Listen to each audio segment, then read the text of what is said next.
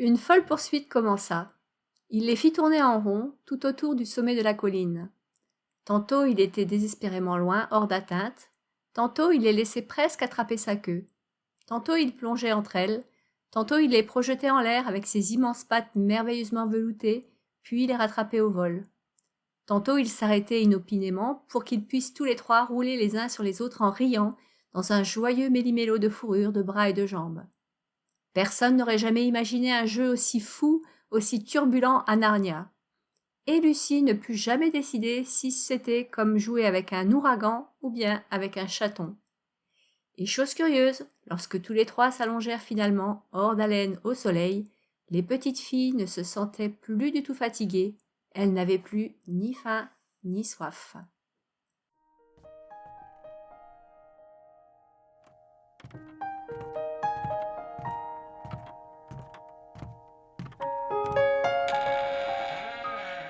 Bienvenue derrière la porte de l'armoire, le podcast où on vous emmène à la recherche des sens cachés dans les histoires de mondes imaginaires créées par C.S. Lewis, l'auteur des célèbres chroniques de Narnia.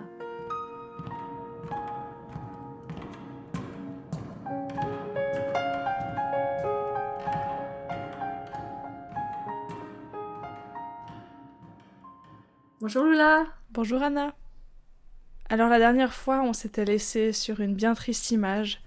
Aslan qui s'était sacrifié pour Edmund, la sorcière et ses sbires tellement heureux d'avoir réussi à mettre la main sur Aslan, et la mort d'Aslan devant les yeux apeurés des petites filles. Elles n'avaient pas vu le meurtre, mais elles avaient vu tout ce qui précédait ce moment tellement horrible. Et là, aujourd'hui, heureusement, un nouveau chapitre s'ouvre. Et c'est le chapitre 15, la plus puissante magie venue d'avant la nuit des temps.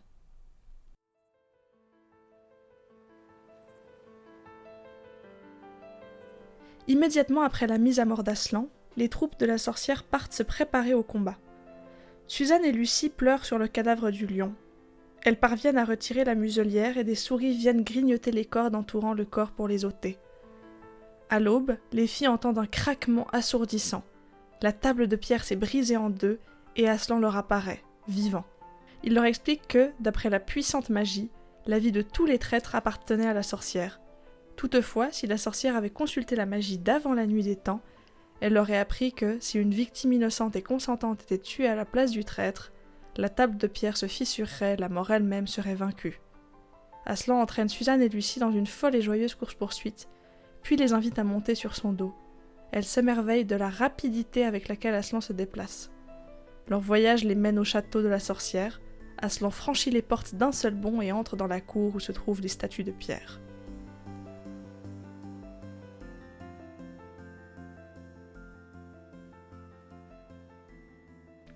Il fait du bien ce chapitre. Ouais, heureusement que ça s'est pas arrêté au précédent. Alors les filles, au début du chapitre, ont toujours les yeux fermés, et du coup les autres sens prennent le relais. Elles entendent la voix de la sorcière, elles sentent un vent glacial quand les spectres passent près d'elles, et elles sentent le sol trembler. Et puis, enfin, avec leur nez, elles sentent une odeur nauséabonde. Alors je trouve que c'est un moyen très efficace de faire ressentir l'horreur de la situation avec très peu de moyens. Et d'ailleurs, Lewis a écrit que c'était une des raisons pour lesquelles il avait choisi le format du conte.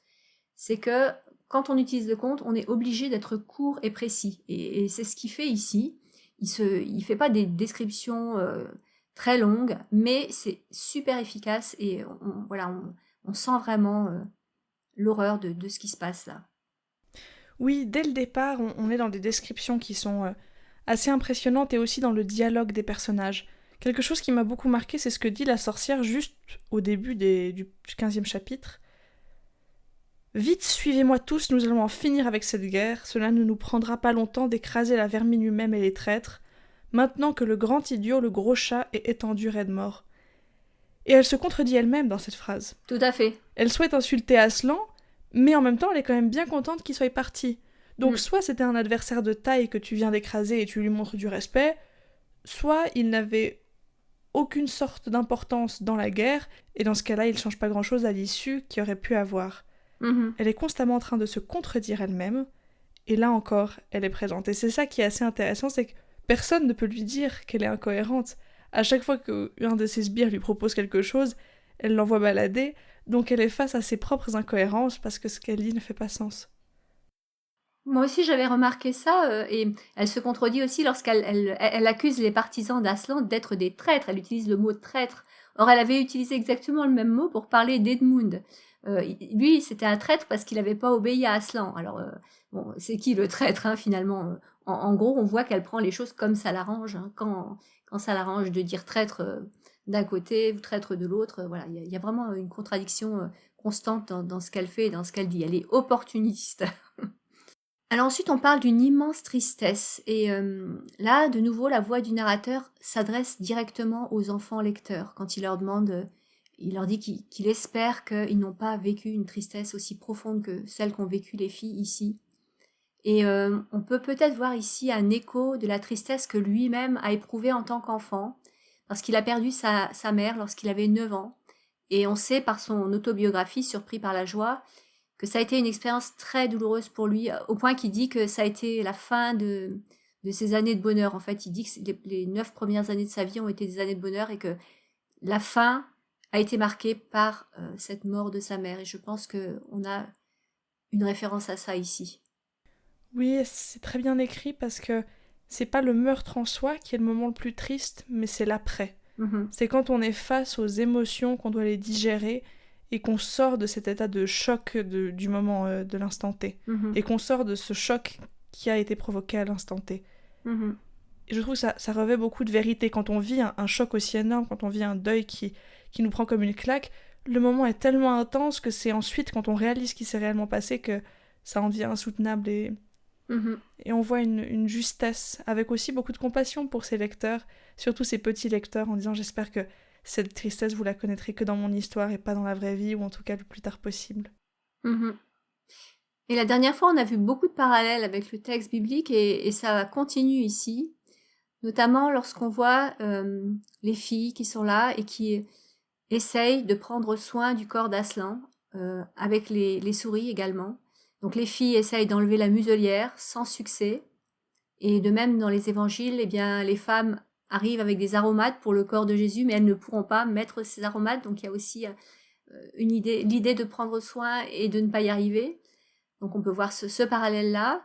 Et puis ensuite, on a dans l'Évangile, on a Joseph d'Arimathée qui va enlever le corps de Jésus et qui va aller le mettre dans un tombeau. Donc c'était une marque de respect parce que normalement le corps de Jésus aurait été mis dans une fosse commune, mais là il le met dans un tombeau qui normalement était réservé pour les personnes riches.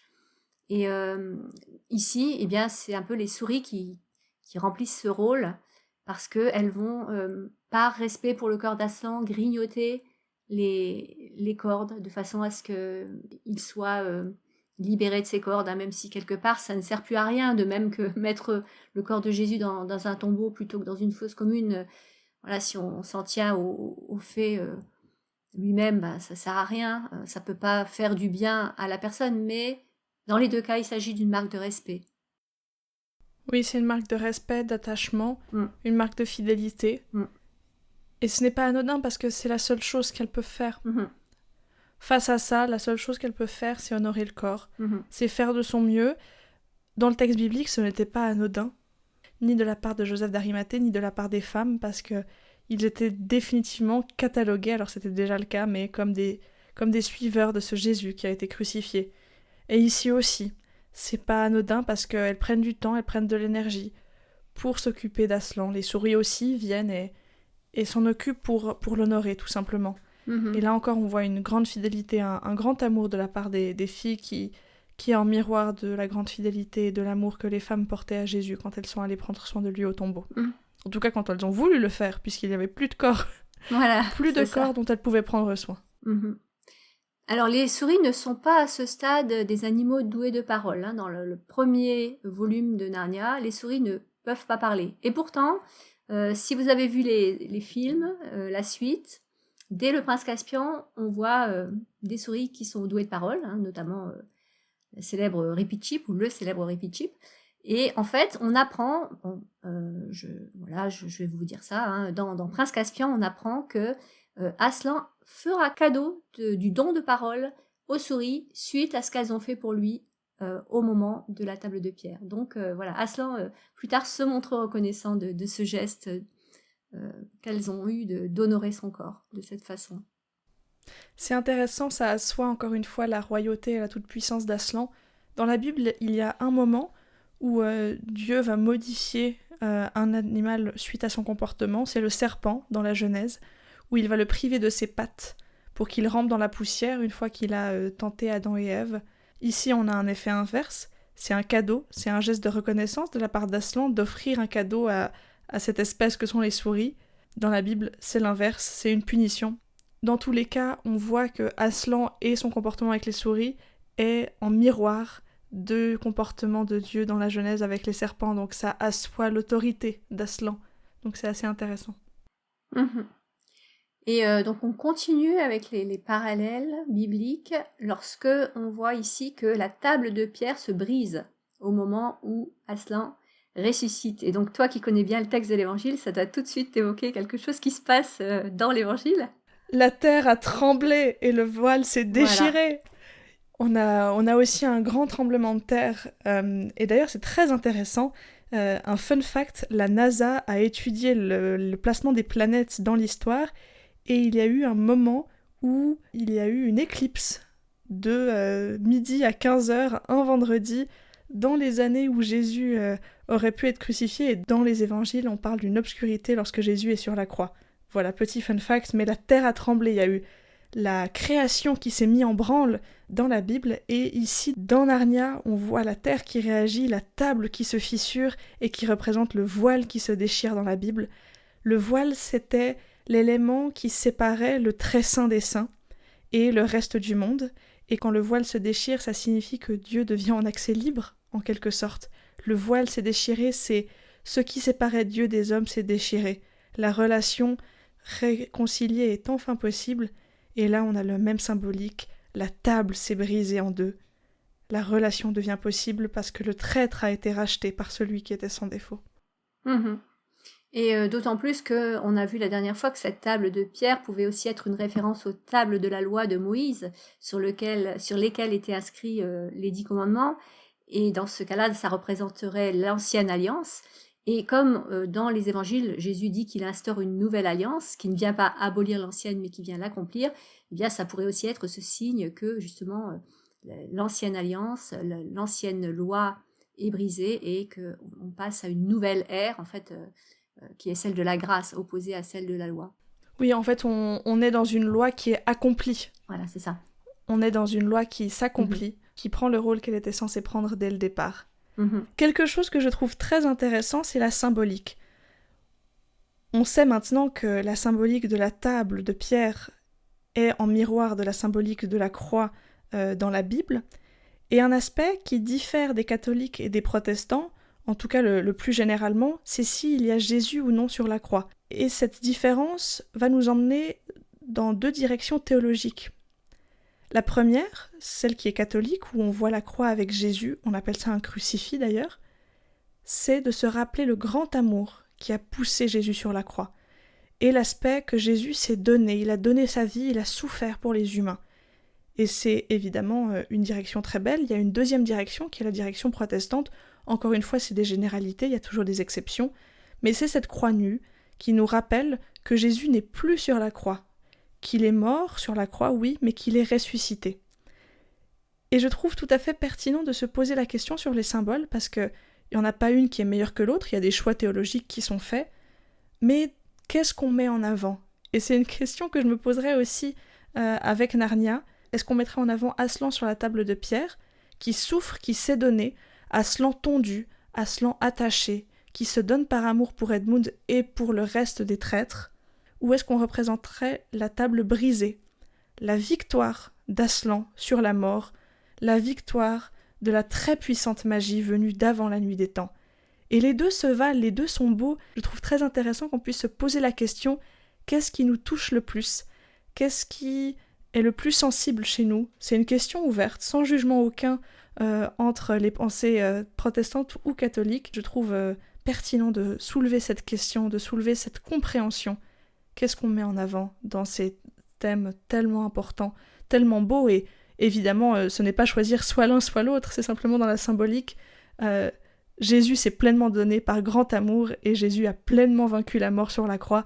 On n'est pas en train de choisir une vérité théologique plus qu'une autre. Et donc ici, il est question de la plus puissante magie venue d'avant la nuit des temps, qui surpasse l'ancienne magie. Alors cette expression, bien sûr, n'est pas biblique, mais elle aurait pu peut-être être inspirée par un verset qui se trouve dans la deuxième lettre de Paul aux Corinthiens, au chapitre 2, versets 6 à 8. Je vais vous lire ce passage. « C'est pourtant bien une sagesse que nous enseignons parmi les hommes mûrs, mais une sagesse qui n'est pas de ce temps, ni des chefs de ce temps, qui sont voués à la destruction.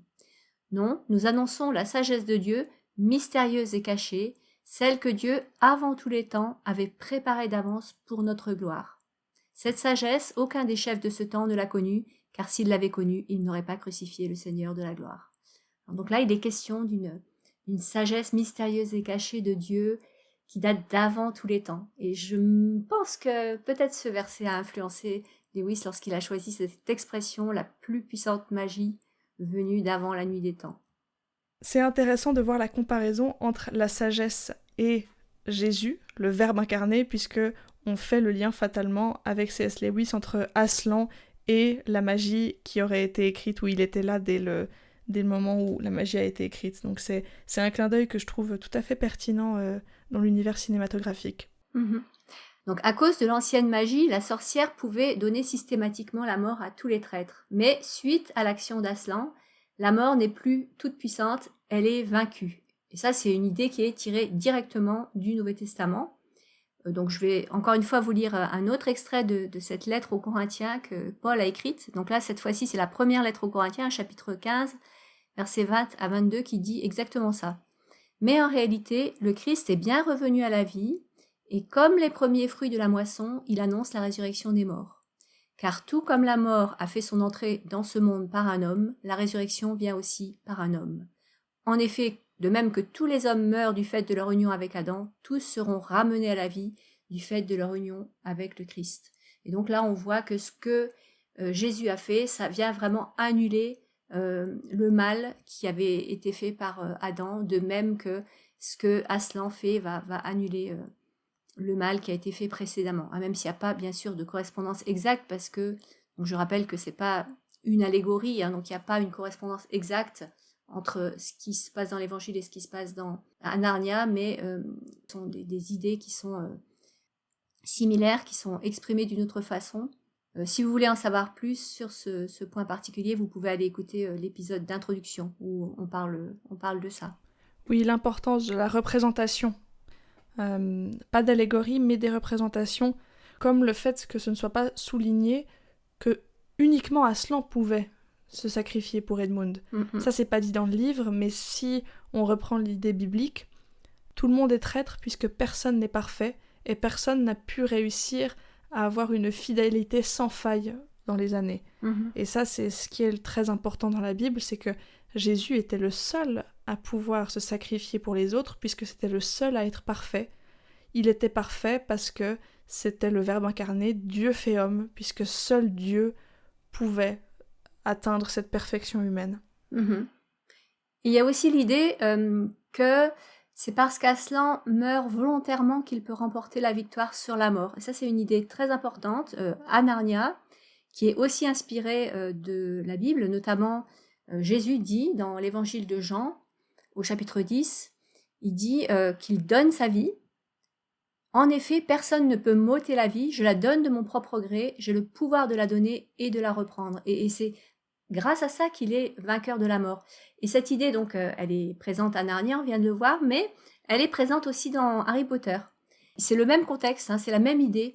Dans Harry Potter, c'est également parce qu'il accepte de mourir volontairement qu'il arrive à remporter la victoire sur Voldemort. Et il y a un passage à la fin qui le dit très clairement. Lorsque Harry revient à la vie, Voldemort ne comprend pas pourquoi il est là. Il dit « Mais je t'ai tué, qu'est-ce que tu fais là? C'est pas possible. » Et Harry lui dit explicitement « Tu ne pourras plus jamais tuer l'un d'entre eux. Donc voilà, tu n'as plus le pouvoir sur la mort. Tu ne comprends pas? J'étais prêt à mourir pour t'empêcher de faire du mal à ces gens. » Mais tu ne l'as pas fait, proteste Voldemort, parce que comme il est revenu à la vie, il a l'impression qu'il n'est pas vraiment mort. Et c'est vrai qu'il n'est pas vraiment mort. Et Harry répond, je voulais le faire et c'est ce qui compte. J'ai fait ce que ma mère a fait. Ils sont tous protégés de toi. Et donc là, il fait référence au fait qu'il était prêt à mourir par amour pour sauver le monde des sorciers, de même que sa mère est morte par amour pour lui, pour le sauver. Et dans les deux cas, c'est un sacrifice qui permet de vaincre la mort. Donc là, il y a une série de parallèles avec la Bible et aussi avec Harry Potter. Et si on fait des parallèles avec Harry Potter, on peut aussi en faire avec le Seigneur des Anneaux, avec Frodo, qui est d'accord de porter le poids de l'anneau, donc le poids du mal, et c'est Elrond qui lui dit « Je souhaiterais que ce soyez vous, mais je ne peux pas vous l'imposer ». Et il y a cette idée qu'il est volontaire pour prendre sur lui le poids, avec évidemment Sam qui va faire que cette aventure soit possible. C'est très intéressant de voir ces différentes parallèles. Dans Le Seigneur des Anneaux, on voit aussi de nombreuses représentations d'une figure christique, mais c'est pas le sujet de ce podcast. Mais en effet, il y a de nombreuses histoires fantastiques, épiques, qui nous emmènent dans cette idée d'un sacrifice volontaire pour le bien de l'humanité. Tu feras peut-être un autre podcast sur Le Seigneur des Anneaux un jour? Alors, je fais pas un podcast sur Le Seigneur des Anneaux, mais je fais mon mémoire sur Le Seigneur des Anneaux. Et si je peux me faire un poil d'autopromo, j'ai écrit mon mémoire académique, mais je vais aussi créer une espèce de livret pour pouvoir regarder les films et comparer les figures christiques. Donc tout public, pour les groupes de jeunes, pour les groupes d'église ou pour les personnes qui ne connaissent pas le monde de la Bible ou le monde du Seigneur des Anneaux. C'est censé être vraiment quelque chose de clé en main pour pouvoir creuser ces différents sujets. Donc si ça vous intéresse, on vous donnera de plus amples informations. Très intéressant, merci. Ouais. Alors, ils entendent un bruit, enfin les filles, entendent un bruit, et à ce moment-là, Lucie se tourne et voit que Aslan a disparu. Et là encore, on a une référence aux femmes de l'Évangile, et en particulier à Marie-Madeleine, qui rencontre Jésus, mais elle le prend pour le jardinier, et elle lui demande si c'est lui qui a pris le corps. Et elle dit... On m'a enlevé mon Seigneur et je ne sais pas où on l'a mis. Et puis Jésus lui dit, pourquoi pleures-tu? Qui cherches-tu? Et pensant que c'était le gardien du jardin, elle dit, si c'est toi qui l'as emporté, dis-moi où tu l'as mis pour que j'aille le reprendre.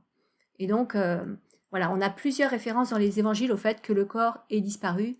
Et donc là, cette image de Lucie qui se tourne et qui voit que le corps a disparu, je pense que ça peut être une référence à cette scène de Marie qui cherche le corps désespérément.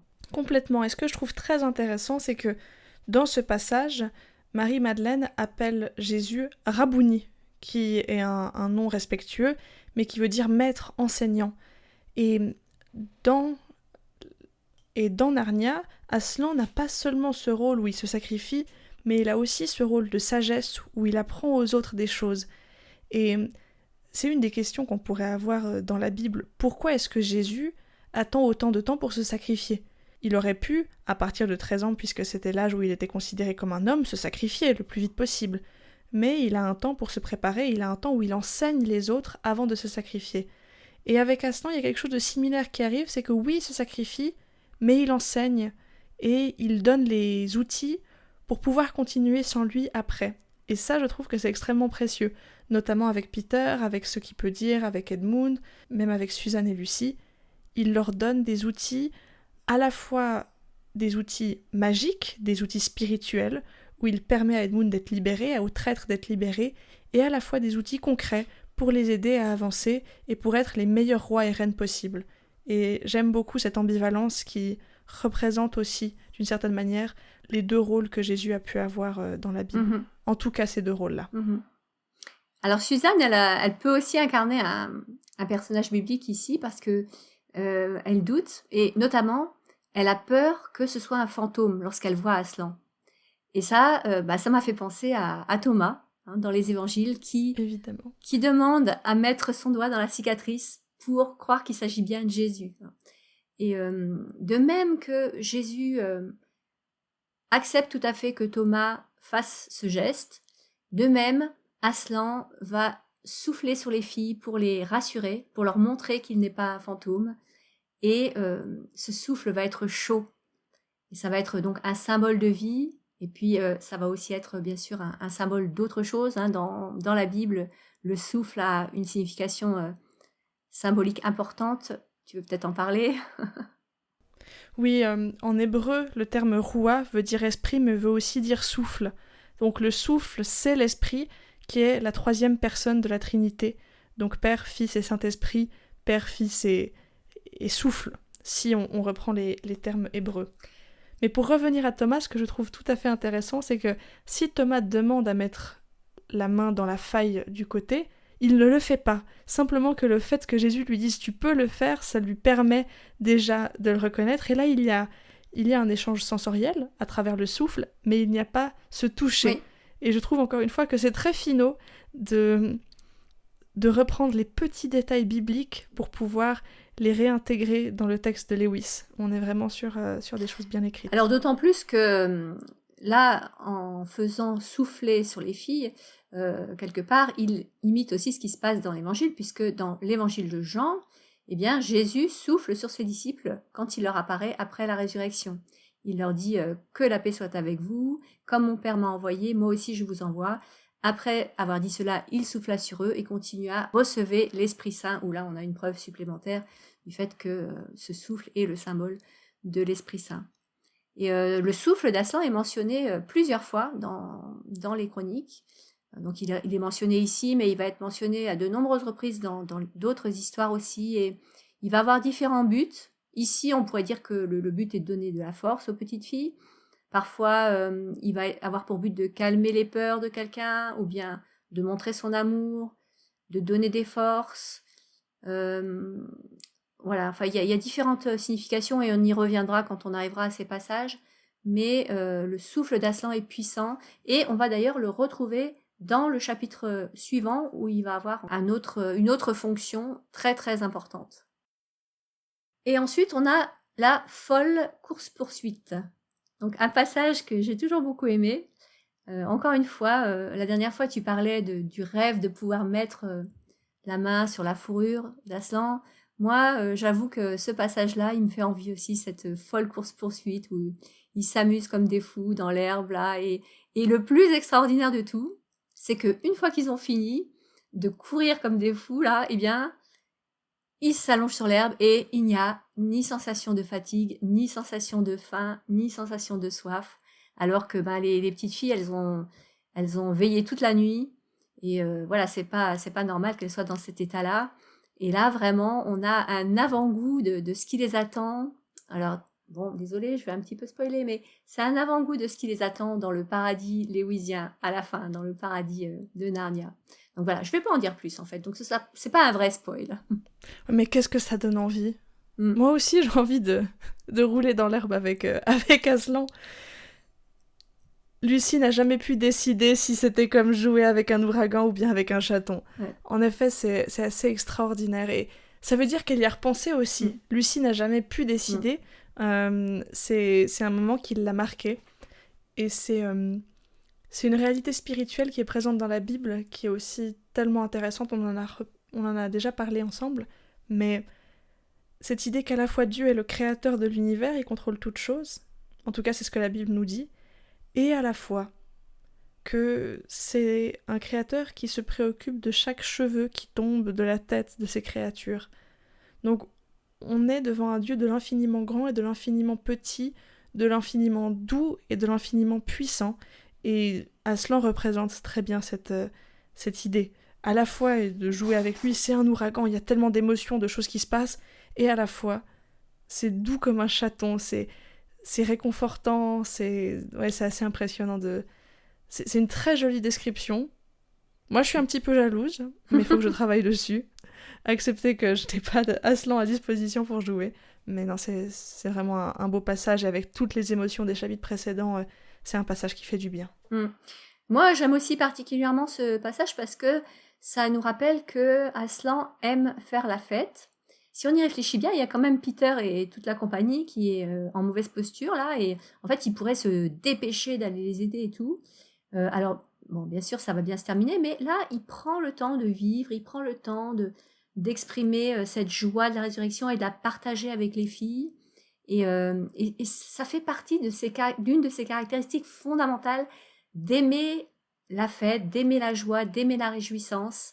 Et on peut se souvenir notamment des paroles du faune lorsqu'il décrivait Narnia avant la sorcière blanche, où il parlait de fête, l'été, tout l'été, où il dansait, etc. Et Lewis est très attaché à cette idée que Dieu aime faire la fête et que c'est lui qui l'a inventé. Alors, je vous ai déjà cité Screwtape dans Tactique du diable. Tactique du diable, voilà, c'est ça. Hein, donc, je vous ai déjà cité ce passage. Je vais en reparler si jamais vous n'avez pas écouté l'émission où on en avait parlé. Donc, Tactique du diable, ce sont des lettres d'un démon senior qui explique à un démon junior comment il faut tenter les humains, et puis il lui explique aussi comment fonctionne Dieu. Et j'aime tellement ce passage que j'ai envie de vous le relire. Et donc il décrit Dieu à son apprenti, et il lui dit « Au fond, c'est un hédoniste. Tous ces jeûnes, ces bûchers, ces croix ne sont qu'une façade. Ce n'est que l'écume au bord de la mer. Dès qu'on gagne le large, il y a des plaisirs et toujours plus de plaisirs. Il n'en fait d'ailleurs pas un secret. À sa droite, il y a des délices éternelles. Pouah, je ne pense pas qu'il ait la moindre notion de l'élévation et de l'austérité du mystère que nous distinguons à travers la vision de l'enfer. Il est si vulgaire. Il a l'esprit bourgeois. Il a rempli son monde de plaisirs. Il y a toutes sortes de choses que les hommes peuvent faire tout au long de la journée sans que cela le gêne le moins du monde. Ils peuvent dormir, se laver, manger, boire, faire l'amour, jouer, prier, travailler. Tout doit être tordu avant de nous être de la moindre utilité. Et moi, j'aime énormément cette idée que le plaisir, c'est quelque chose qui est au départ divin et que, en fait, après, ça a été tordu. Mais le diable, en enfer, on aime l'austérité, on n'aime pas le plaisir, on n'aime pas la joie, on aime tout ce qui est négatif, quoi. Donc, j'aime bien cette idée, je la trouve géniale. Tu prêches une profonde convaincue, c'est aussi une de mes citations préférées dans Tactique du diable.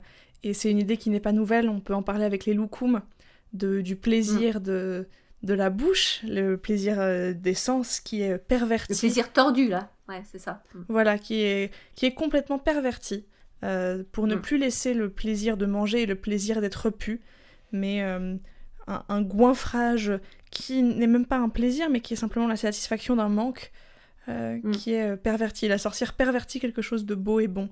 Et dans tous les plaisirs qui sont offerts, on est aussi dans cette problématique.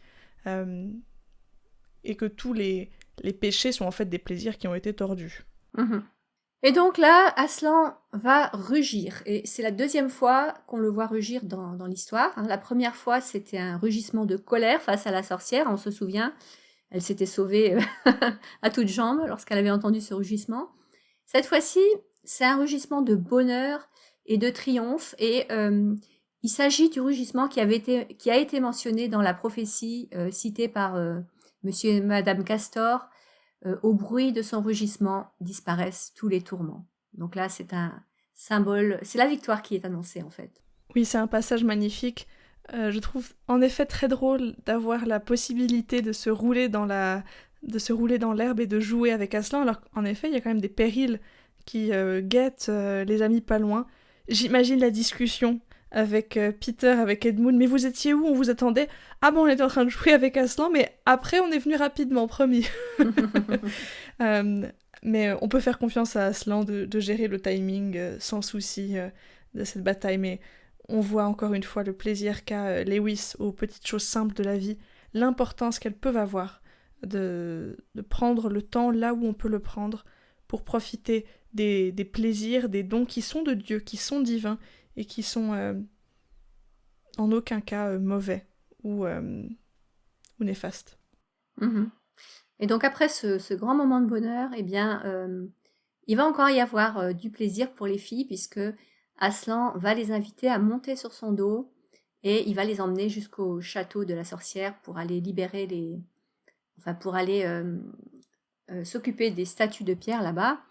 Et cette promenade, elle est décrite, encore une fois, avec des termes qui font envie. Le narrateur dit même que c'est la chose la plus merveilleuse qui leur soit arrivée. Il parle d'une promenade qui est agréable parce que il est très rapide, mais en même temps, c'est pas aussi inconfortable que si on était sur le dos d'un cheval.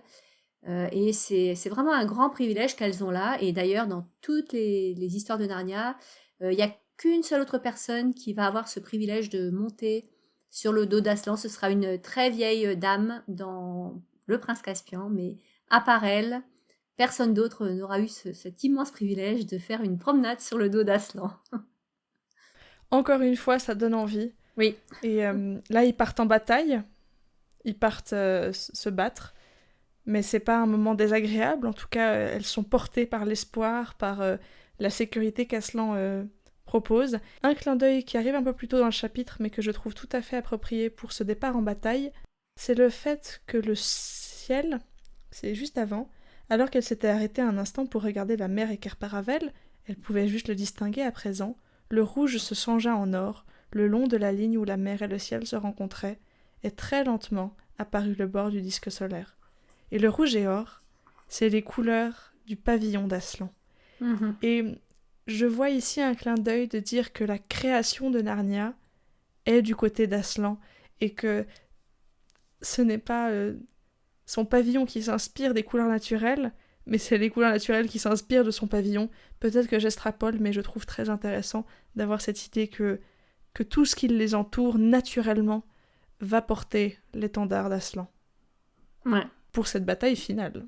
Ouais, les couleurs ne sont sûrement pas là par hasard, c'est sûr. Et donc le chapitre se termine au moment où ils arrivent dans la cour du château de la sorcière et on verra la prochaine fois ce qui va se passer. On vous invite à nous rejoindre la prochaine fois. La prochaine fois, on visitera l'allée avec plein de statues. À bon entendeur, salut. Salut.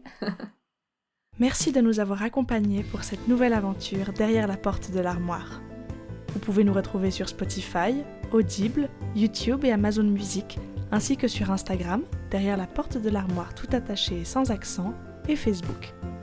Si vous avez aimé cet épisode, n'hésitez pas à vous abonner à la chaîne, à nous mettre un pouce bleu ou quelques étoiles ou encore un commentaire. Ça nous permettra de mieux nous faire connaître.